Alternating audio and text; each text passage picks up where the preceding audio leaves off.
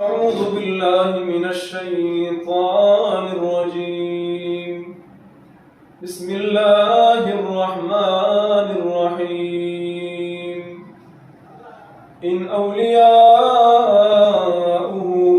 إلا المتقون.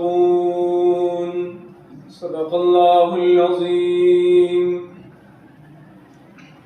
تو کرتا ہے جو چکے اہل جہاں سے، تو کرتا ہے جو چپکے اہل جہاں سے، کوئی دیکھتا ہے تجھے آسمان سے۔ محترم سامعین، تقویٰ کہتے ہیں اپنے آپ کو گناہوں سے محفوظ رکھنا۔ گناہ کرنا مشکل نہیں، جس طرح نیکی کرنا مشکل نہیں ہے، بلکہ نیکی کو سنبھالنا بڑا مشکل کام ہے۔ جیسے اللہ کو ماننا مشکل نہیں، بلکہ اللہ کی ماننا بڑا مشکل ہے۔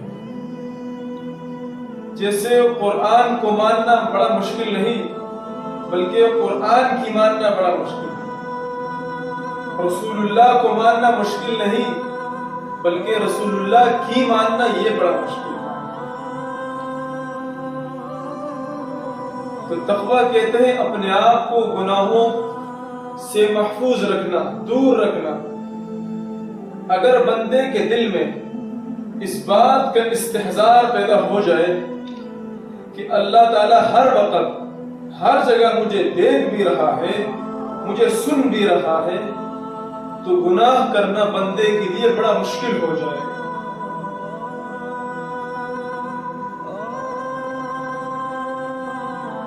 لیکن یہ استحضار کیسے پیدا ہوگا؟ اس بات کا استحضار قرآن سے پیدا ہوگا۔ قرآن کو پڑھنے سے اللہ تعالیٰ فرماتے ہیں اِنَّهُ هُوَ السَّمِيعُ الْبَصِيرُ، بے شک اللہ تعالیٰ ہی ہے جو آپ کو سننے والا اور آپ کو دیکھنے والا۔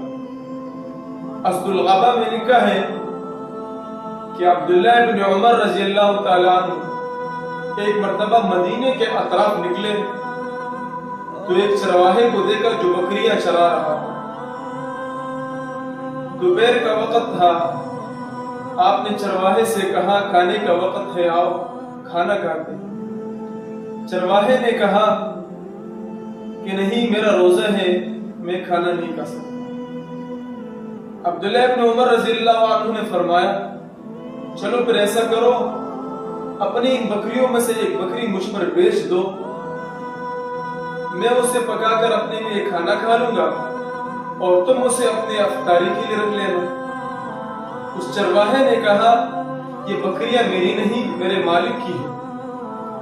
عبداللہ بن عمر نے فرمایا آپ کا مالک تو یہاں نہیں، اسے کیا بتا؟ چرواہے نے ایک جملہ کہا، فرمایا این اللہ، اگر مالک نہیں اللہ کہا، اللہ تو مجھے دیکھ رہا ہے کہ میں مالک کی بکریاں اس کی اجازت کے بغیر فروخت کر دوں۔ عبداللہ بن عمر نے جب چرواہے کا یہ جملہ سنا، گھر آئے اور جھومنے لگے اور کہنے لگے قال الراعی این اللہ، چرواہے نے کہا کہاں ہے اللہ؟ جب ہمارے چھوٹے طبقے والے سے لے کر بڑے طبقے والے تک کے دلوں میں اس بات کا استحضار آئے گا کہ اللہ مجھے ہر وقت ہر جگہ دیکھ رہا ہے اور سن رہا ہے،